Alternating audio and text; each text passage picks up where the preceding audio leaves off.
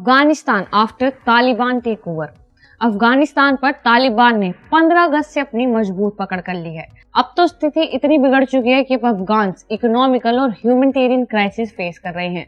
हमें इतना पता है कि तालिबान ने अफगानिस्तान पर अटैक करके अपना दबदबा तो जमा लिया है, लेकिन इस पूरे जियोपॉलिटिकल क्राइसिस को समझने के लिए हमें इतिहास में जाना होगा। क्या आपको पता है अफगानिस्तान को ग्रेवयार्ड ऑफ एम्पायर्स भी कहा जाता है? ग्रेवयार्ड ऑफ एम्पायर्स अफगानिस्तान को इसलिए कहा जाता है क्योंकि इतिहास में जितने भी देश अफगानिस्तान में आए उन्हें मुंह की खानी पड़ी। एग्जाम्पल के तौर पर 19वीं सेंचुरी में ब्रिटिश एम्पायर अफगानिस्तान में आए थे, उन्हें वहां बड़ी हार देखनी पड़ी थी।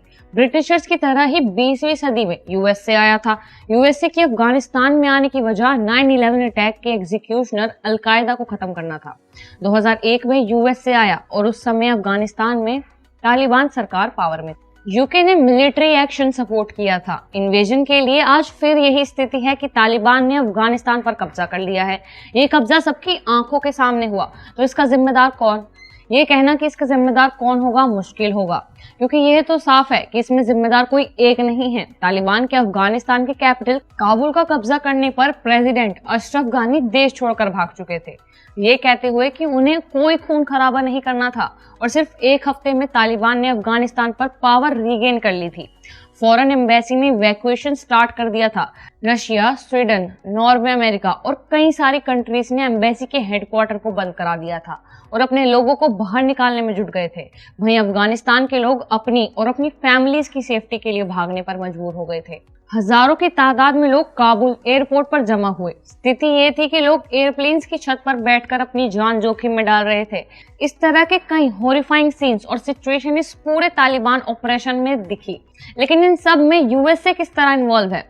यूएसए ने 1935 में अफगानिस्तान के साथ डिप्लोमेटिक टाई अप किया था।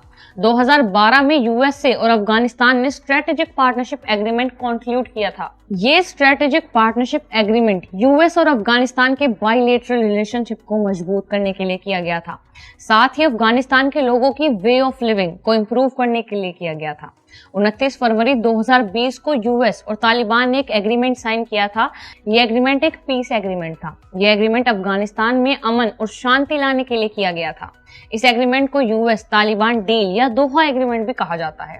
इस एग्रीमेंट का मेन ऑब्जेक्टिव 20 साल से चल रहे वॉर को खत्म करना था। हैरानी की बात यह थी कि एग्रीमेंट के टाइम पर उस टाइम की अफगानिस्तान की गवर्नमेंट को इन्वॉल्व ही नहीं किया गया था। ये पूरा एग्रीमेंट अफगानिस्तान की गवर्नमेंट की एब्सेंस में हुआ था। यह तक कि गवर्नेंस को इसकी कुछ भनक ही नहीं थी। इसी एग्रीमेंट के तहत यूएस ने अपने ट्रूप्स अफगानिस्तान से विड्रॉ कर लिए। अगस्त 2021 में तालिबान का फोर्सेबल अफगानिस्तान टेक ओवर में अफगानिस्तान नेशनल सिक्योरिटी फोर्सेस के लिए कोप करना बहुत मुश्किल हो गया था। तालिबान के पावर में आने के बाद अफगानिस्तान में बदलाव आए। सबसे पहले बात करते हैं अफगानिस्तान की इकोनॉमिक कंडीशन की। वैसे तो अफगानिस्तान की अर्थव्यवस्था तालिबान के टेक ओवर से पहले से ही खराब हो रही थी। गंभीर सूखे से पीड़ित कोविड-19 महामारी के चलते पिछली सरकार से जनता का विश्वास कम हो रहा था। अंतर्राष्ट्रीय सैन्य खर्च गिर रहा था क्योंकि यूएस और अन्य फॉरेन ट्रूप्स का विड्रॉल, ह्यूमन और कैपिटल फ्लाइट और तालिबान युद्ध के मैदान पर आगे बढ़ता हुआ। फिर तालिबान के टेक ओवर के तुरंत बाद सिविलियन और सिक्योरिटी प्रतिवर्ष $8 बिलियन से अधिक अफगानिस्तान के जीडीपी के 40% के बराबर में अचानक कटौती की गई। दुनिया का कोई भी देश इस तरह की भारी इकोनॉमिक फॉल डाउन को सहन नहीं कर सकता था। तालिबान के टेक ओवर की वजह से फॉरेन कंट्रीज अफगानिस्तान से बिजनेस करने में झिझक रहे हैं। स्टैट्स के अकॉर्डिंग अगस्त 2021 से अफगानिस्तान की इकोनॉमी 20 से 30% तक डाउन गई है। बहुत से लोगों ने नौकरी और आजीविका खो दी है। सामाजिक सेवाएं समाप्त हो गई है। गरीबी और भूख के साथ साथ ह्यूमैनिटेरियन क्राइसिस बहुत खराब हो गया है। सैकड़ों हजारों लोगों ने देश को छोड़ दिया है।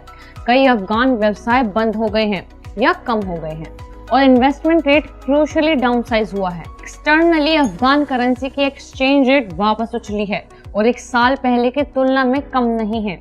आयात में तेजी से गिरावट आई है। आर्थिक पतन और वित्त आयात के लिए अंतर्राष्ट्रीय सहायता की कमी को दर्शाता है, जबकि हाल के महीने में एक्सपोर्ट दुगना हो गया है। फरवरी 2022 में जर्नल लाइसेंस 20 में समाप्त होने वाली अमेरिकन ट्रेजरी घोषणाओं की एक श्रृंखला ने देर से स्पष्ट किया है कि मौजूदा प्रतिबंध अफगानिस्तान में अधिकार क्षेत्र अफगान सरकारी या सरकारी एजेंसियां और सार्वजनिक, निजी बैंकों या फर्मों के रूप में लागू नहीं होता है। आंतरिक रूप से अफगान व्यवसायों ने आगे नौकरी के नुकसान और बंद होने को रोक दिया है, जबकि गतिविधि के पूर्व 2021 स्तरों को स्टेबल करने के करीब कहीं नहीं आ रहा है। सामान आमतौरों पर बाजारों में उपलब्ध है और मजदूरी में गिरावट बंद हो गई है। इन्फ्लेशन उच्च बनी हुई है, लेकिन अब ग्लोबल फूड और एनर्जी बढ़ती कीमतों का परिणाम है कि एक्सचेंज रेट डेप्रिसिएशन अन्य डोमेस्टिक फैक्टर जैसा कि पहले था। ऑयल प्रोडक्शन और एक्सपोर्ट मुख्य रूप से पाकिस्तान को किया जाता है, के साथ माइनिंग एक उज्जवल स्थान है जो इस वर्ष दोगुना होकर लगभग 4 मिलियन टन हो गया है। इकोनॉमी पर इफेक्ट और भी क्रूशियल होगा, जिसकी वजह औरतों पर इम्पोज किए गए रिस्ट्रिक्शन होंगी।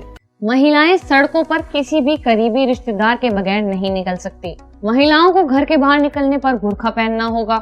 पुरुषों को महिलाओं के आने की आहट न सुनाई दे, इसलिए हाई हील्स नहीं पहनी जा सकती। सार्वजनिक जगहों पर अजनबियों के सामने महिला की आवाज सुनाई नहीं देनी चाहिए। ग्राउंड फ्लोर के घरों में खिड़कियां पेंट होनी चाहिए ताकि घर के अंदर की महिलाएं दिखाई ही ना दे।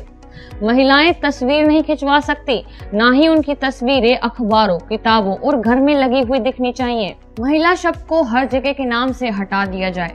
महिलाएं घर की बालकनी या खिड़की पर दिखाई नहीं देनी चाहिए। महिलाएं किसी भी सार्वजनिक कार्यक्रम का हिस्सा नहीं होनी चाहिए। महिलाएं नेल पेंट नहीं लगा सकती, ना ही वो मर्जी से शादी करने का सोच सकती हैं। Women's half of the population cover करती हैं, और अगर हाफ ऑफ द पॉपुलेशन काम ही नहीं करेगी तो इसका इफेक्ट डायरेक्टली इकोनॉमी पर होगा। ये थी अफगानिस्तान की स्थिति। ऐसी और जानकारी के लिए देखते रहिए वाइन।